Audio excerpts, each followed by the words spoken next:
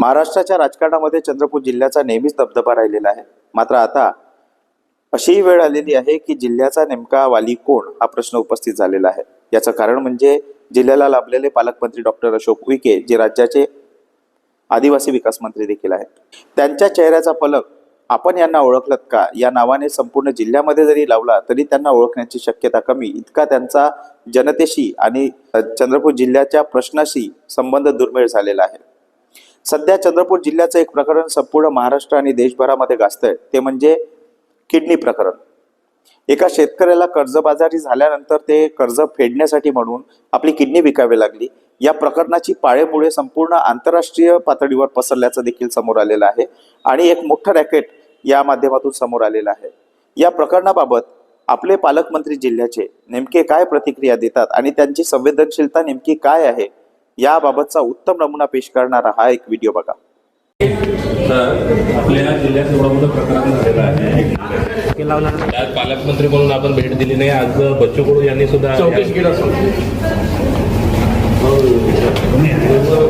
पालकमंत्र्याच्या या कृतीवरून मी नेमकं काय बोलावं याबाबत माझ्याकडे तरी कुठले शब्द नाहीत।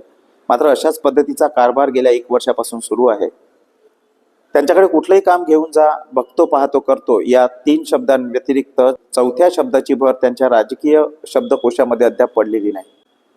या दरम्यान जिल्ह्यात 145 शेतकऱ्यांनी आत्महत्या केल्या। मानव वन्यजीव संघर्ष शिगेला पोचलेला आहे।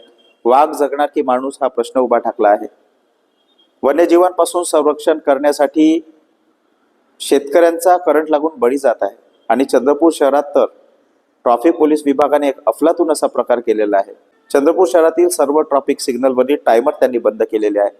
भारतातील कदाचित हा एकमेव असा प्रयोग असावा। जेव्हा पालकमंत्री निष्क्रिय असतात त्यावेळी प्रशासन आणि प्रशासकीय अधिकारी काय भोंगळ कारभार करू शकतात याचं मूर्तिमंत उदाहरण गेल्या 1 वर्षापासून सामान्य जनता बघत येत आहे।